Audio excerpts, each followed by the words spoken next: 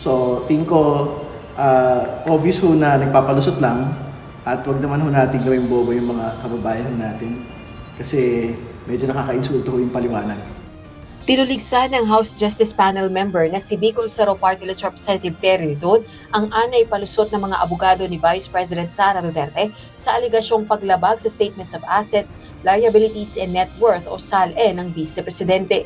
Sa nakalipas sa pagdinig ng House Justice Committee, pinuna ang kawalan ng deklarasyon ng cash on hand at cash in bank sa SALENS ni VP Duterte mula 2019 hanggang 2021 kung kailan Davao City Mayor pa ito.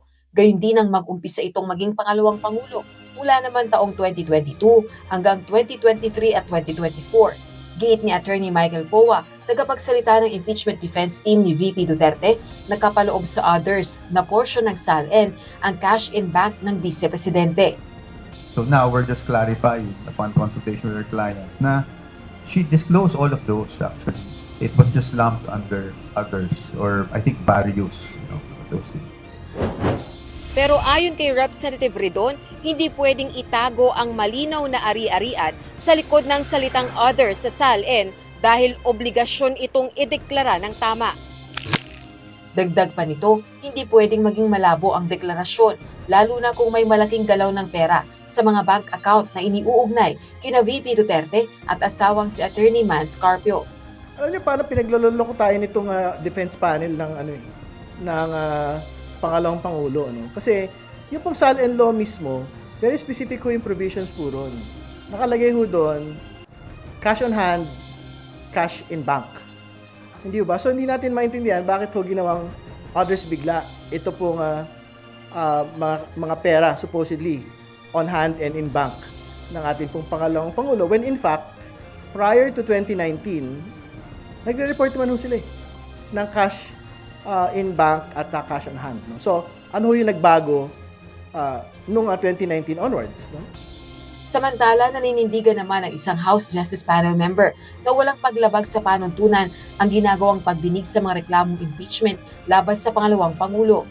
Kabilang na ang ginawang pag-uulat ng Anti-Money Laundering Council o AMLAC sa covered transaction at suspicious transactions sa mga bank account na iniuugnay kina VP Duterte at asawang si Attorney Mans Carpio sa loob ng mahigit 2 dekada.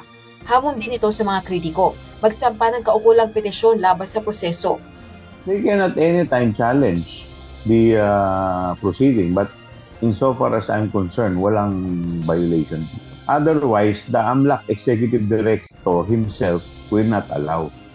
Si House Justice Committee Vice Chairperson at ako Bicol Party List Representative Alfredo Garbin, iginiit na hindi maituturing na exception sa Section 2 ng Republic Act No. 1405 o ang batas sa secrecy of bank deposits ang isinasagawang pagdinig ng House Panel sa mga reklamong impeachment laban kay VP Duterte.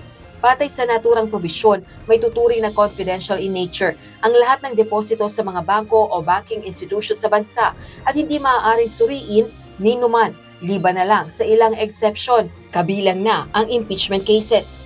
Ayon kay Congressman Garbin, wala pang formal na impeachment case na iniaakyat sa Senado at hindi impeachment court ang House Justice Committee, kaya magsisimula lang anya ang impeachment case kapag naiakyat na ang articles of impeachment sa Senado. Pero ayon kay Representative Chua, hindi naman bank accounts ang iniulat ng AMLAC sa hearing. Yung sa AMLAC, hindi naman bank account ang ipinresenta ng AMLAC. Ang pinresenta ng AMLAC yung kanilang report, yung suspicious transactions na kanilang tinatawag at saka yung tinatawag nilang covered transaction. Hindi po ito mga bank account. Rosa Licoz, UNTV News and Rescue. Diyos ang aming sandigan, serbisyo publiko ang aming pinahahalagahan.